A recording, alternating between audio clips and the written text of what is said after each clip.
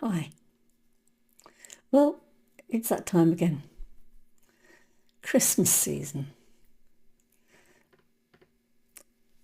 I just don't know what to say.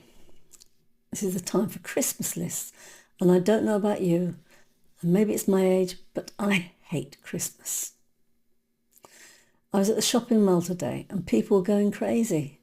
They were here, there, and everywhere trying to buy everything, and they didn't know what they wanted. They were just like headless chickens going from here and there and all the rest of it. Oh, I'll never understand it. Anyway, lucky enough, we won't be doing it because we don't do Christmas. We're Christmas abstainers. Anyway, this season absolutely fascinates me. All the flightless, headless chickens running around like they're important. Do they know that in 100 years' time they're going to be dead? Obviously not. So let's do our seasonal psychological autopsy of this time of year. And let's begin with Santa. I mean, come on, Santa? We're not talking about the mythical one, we're talking about the real one, the one that is a traumatised student in a polyester suit, sweating through a fake beard, sitting in what smells faintly of damp fir tree, or you hope it's damp fir tree, desperation and childhood regression. He's sitting there and these kids have to sit on his knee. These kids are terrified. They have to sit on his knee. He's a sweaty student. They don't know him from Adam. Every time a kid goes to see Santa that I've witnessed, the kid has stood there frozen, screaming, crying, trying to stop mummy or daddy putting him on Santa's knee, and eventually gets put on. And, these poor kids, a creepy old man with a beard, and we're feeding children to him. We act surprised when half of them scream in terror. We say, oh, he's magical. When the child's whole nervous system says that this is how a horror movie starts. I've seen this before. We give them nursery rhymes. Nursery rhymes, great. They're full of horror stories, fairy tales, horror stories. And then we give them Santa. I mean, that's got to be the most ridiculous thing you've ever heard of. But anyway, that's Santa. He's this, let's call him a dirty old man with a hairy beard that poor kids have to sit on his knee. And God knows how many times they've wet his knee. I wouldn't be shocked if they've wet his knee a lot of times, but this is what happens. This is Christmas, the time of joy and the time of festive ho-ho-ho. So anyway, it's astonishing, really. We'll spend the rest of the year teaching kids about stranger danger. And then in December we go, oh, there's a nice old man. Sit on his knee and tell him your deepest desires. Oh, that's perfectly sane. Then we arrive at shopping. Well, this was my morning in the mall to get some things I needed. And, the people there, they are really shopping Christmas. What are you doing? Who actually needs another ornament? Who needs another plastic angel? Another sentimental object that'll be shoved into a box labelled miscellaneous guilt by January? But no, you must battle the crowds for that very last toy your child wanted. You know the one? And as you're standing there in the queue, heart racing, palms sweating, you're already pre-mourning the moment she unwraps Chloe the cat instead of the Wagalot's kitty that she so desperately wanted. Because Chloe the cat is not just wrong. Chloe is a character assassination. It's the wrong toy. It's the wrong thing. It's just so wrong. And this is how trauma forms. This is how trauma starts. I thought I was going to get Wagalot Kitty and I got Chloe the cat. It's like when you're walking down the street and you tap an old man on the shoulder because you think he's granddad. Then he turns round. He's not granddad at all. He's this wizened, angry-looking old man. And you're terrified. Well, welcome to Trauma Land. And this is how it starts. all with Chloe the cat and Waggalot's kitty. And while we're on the topic of shopping, then there's Uncle Bob. Uncle Bob does not want anything. Uncle Bob does not need anything.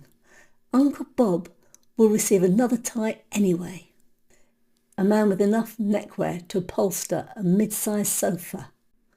But we panic buy, because not buying would mean feeling something, feeling the shame, feeling the guilt, feeling whatever it is we're trying to avoid feeling, and we don't want that.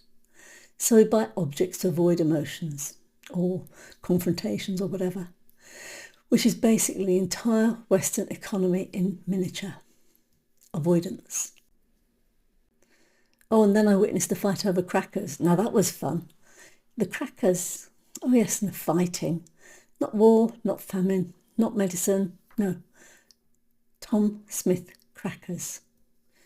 Grown adults engaging in low-level hand-to-hand combat over decorative cardboard tubes containing a paper hat and an insult. Spinoza will weep at that. These are meaningless things. They're trivia. They're trinkets. Why would you fight over them? Yes, it's the last pack of Tom Smith crackers. So what? Then there's the food, which we won't even touch yet, because I need you emotionally stable for the next bit. So, this is the next bit. Let's talk about money. The quiet, tightening feeling in the chest. Do I have enough? Can I afford this? Can I afford a brand new Rolex for the person I'm trying to impress? The answer is always no. But you do it anyway. Because this is not about generosity.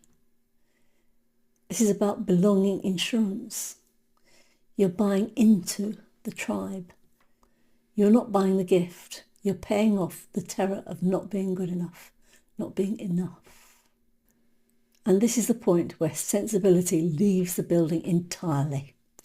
Any resemblance of normal human behaviour evaporates. People rush, they scream, they push, sometimes they punch, all to reach the till first so they can escape one shop and immediately attack the next one in the endless quest for treasure.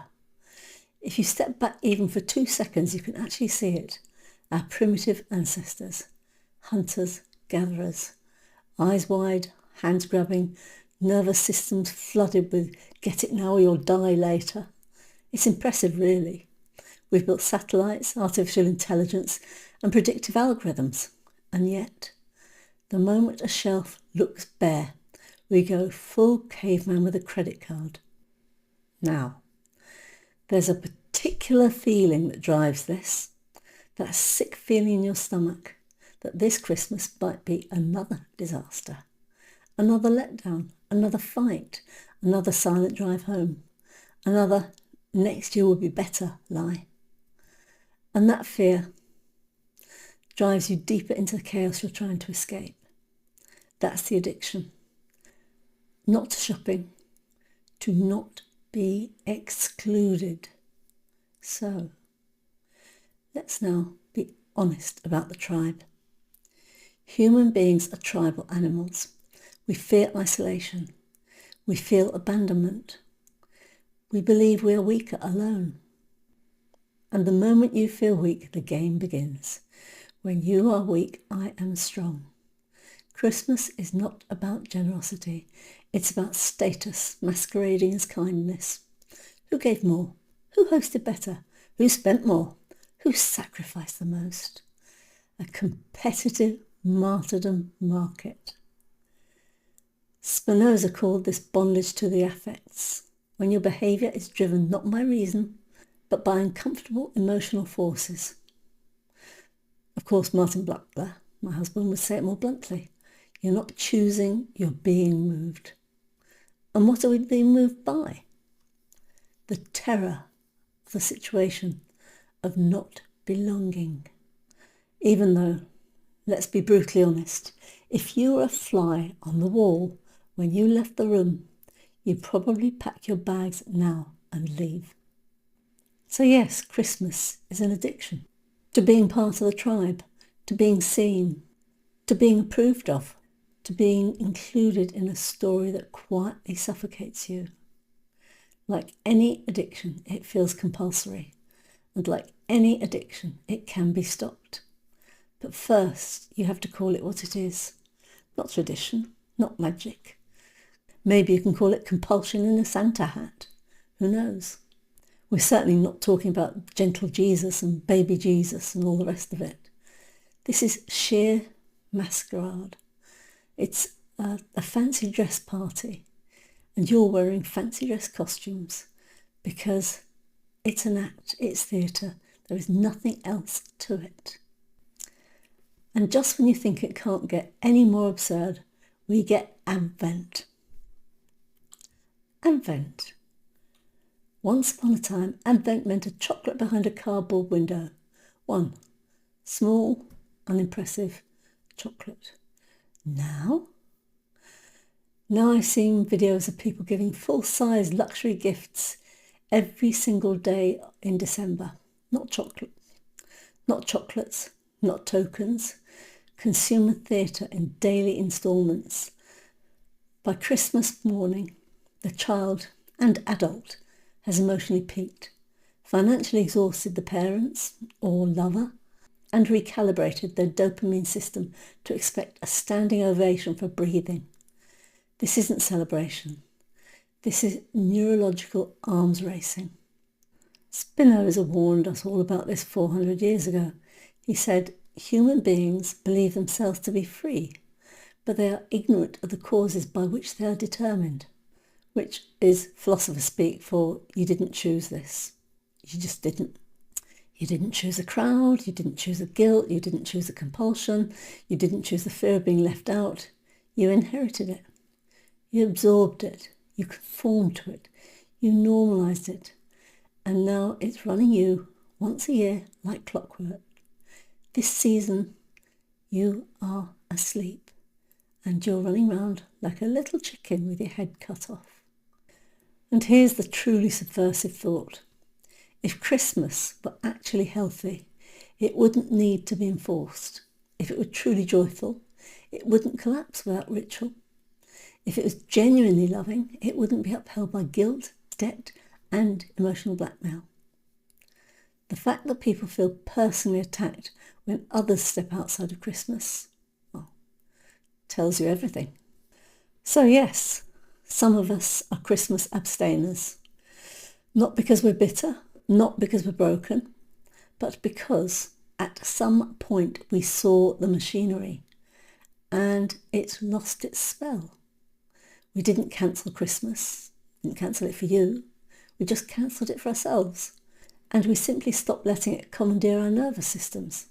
So, here's the part everyone avoids.